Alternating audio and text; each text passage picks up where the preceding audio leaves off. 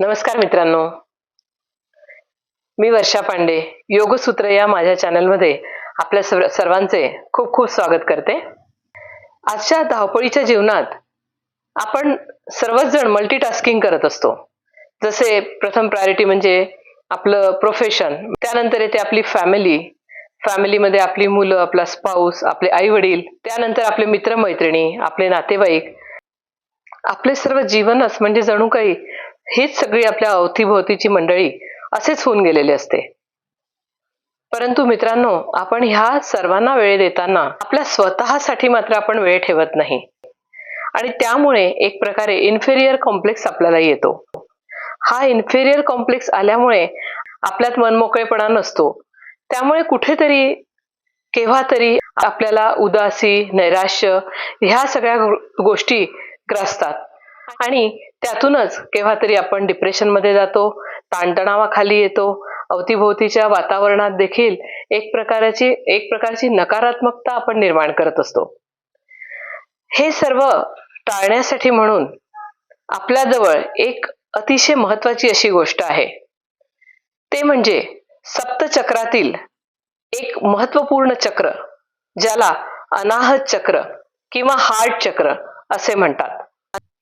हे चक्र आपल्यामध्ये ऍक्टिव्हेट नसल्यास परस्परांप्रती घृणा, द्वेष, प्रेमाचा अभाव आपल्या लक्षात येतं. ह्या निराशात्मक किंवा नैराश्य जर आपल्या मनात येत असेल आणि आपण आनंदी राहू शकत नसू, तर आपण ओळखावे की हे चक्र आपलं असंतुलित झालेलं आहे.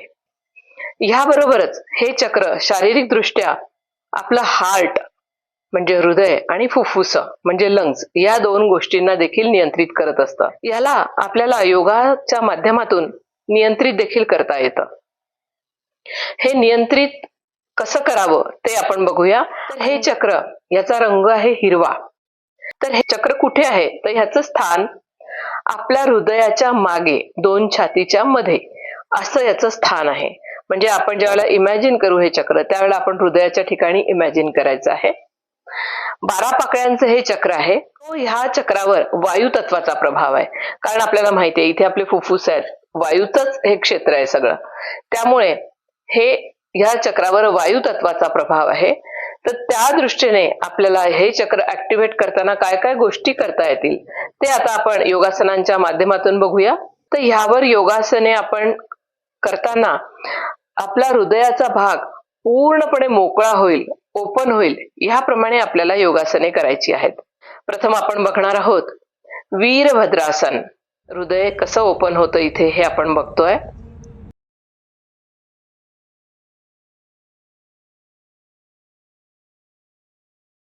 त्यानंतर आपण बघूया उष्ट्रासन.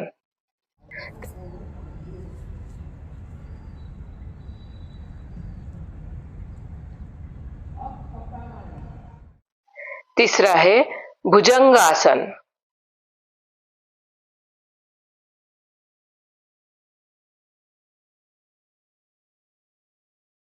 चौथं आसन आहे मत्स्यासन.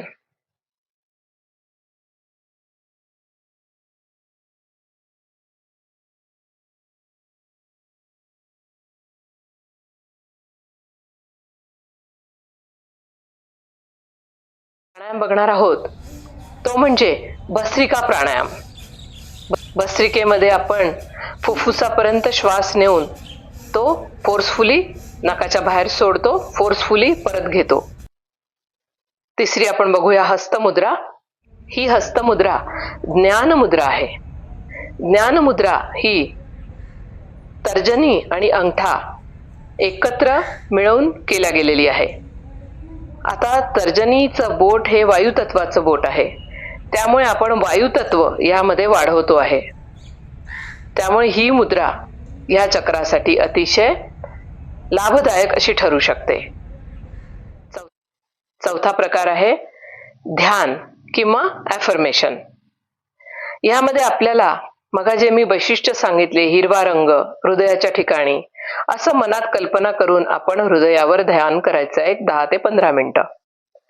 तसेच ॲफर्मेशन ज्याला आपण म्हणतो सकारात्मक विचार अशा प्रकारे मनात आणायचे आहेत की मी सुंदर आहे, मी गुणी आहे, मी अतिशय आनंदी आहे, माझ्या अवतीभोवतीचं वातावरण सकारात्मक आहे, माझ्या मनात सकारात्मकता भरलेली आहे आणि मी आत्मविश्वासाने भरपूर अशी व्यक्ती आहे.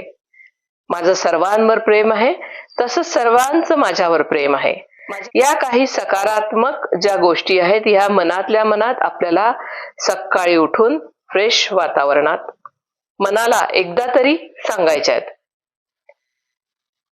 आणि त्यानंतर 5वी गोष्ट हे चक्र ऍक्टिव्हेट करण्याच्या दृष्टीने आपण करू शकतो तो म्हणजे यम या बीज मंत्राचा जप. तर प्रत्येक यम म्हणताना आपल्या अनाहत चक्रावर किंवा आपल्या हृदयाच्या ठिकाणी आघात होतोय असं मनातल्या मनात कल्पून आपल्याला हा यम मंत्र म्हणायचा आहे. या मंत्राचा जप करत असताना डोळे मिटून हृदयाच्या ठिकाणी हिरव्या रंगाचं एक कमळ असं गोल क्लॉकवाईज डायरेक्शन मध्ये फिरत आहे असं मनातल्या मनात इमॅजिन करून आपल्याला ह्या चक्राची साधना म्हणा किंवा आपल्याला ह्या मंत्राचा जप करायचा आहे. हा जप किती करायचा आहे? आपल्याला वेळ आहे तितका. 11 वेळा, 21 वेळा, 51 वेळा किंवा अगदी आपल्याला छान वेळ अर्धा तास तर आपण 108 वेळा सुद्धा करू शकतो. 21 दिवस जर आपण लगातार ही साधना केली तर आपल्याला निश्चितच हे चक्र ऍक्टिव्हेट झाल्याचं जाणवेल. मन उत्साहाने भरून जाईल, आनंदाने भरून जाईल. आपल्याला स्वतःलाच काही हार्ट डिसीज असेल किंवा काही आपल्याला श्वासाचे विकार असतील त्यामध्ये देखील आपल्याला रिलीफ मिळतोय असं आपल्याला जाणवेल. कशा प्रकारे हा मंत्र म्हणायचा आहे मी 5 वेळा म्हणून दाखवते. शांत बसावं, पाठीत ताठ,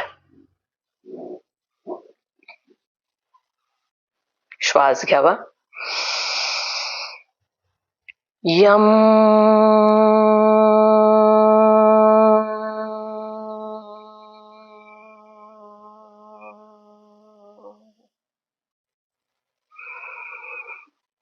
यम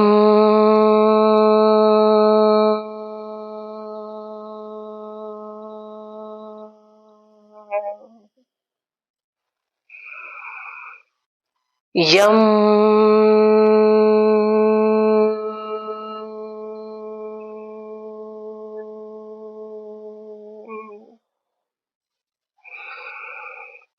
यम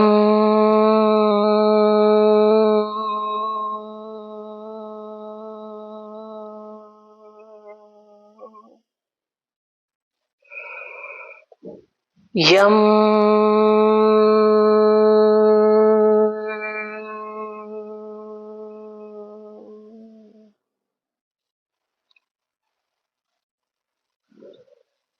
मित्रांनो, मी सांगितलेल्या या योगाभ्यासामुळे आपण आपले अनाहत चक्र निश्चितच ऍक्टिव्हेट करू शकू असा मला विश्वास आहे.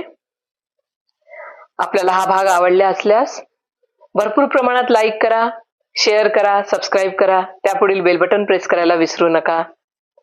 अजूनही आपल्याला काही समस्या असल्यास मला कमेंट बॉक्समध्ये किंवा खाली दिलेल्या नंबरवर कळवा.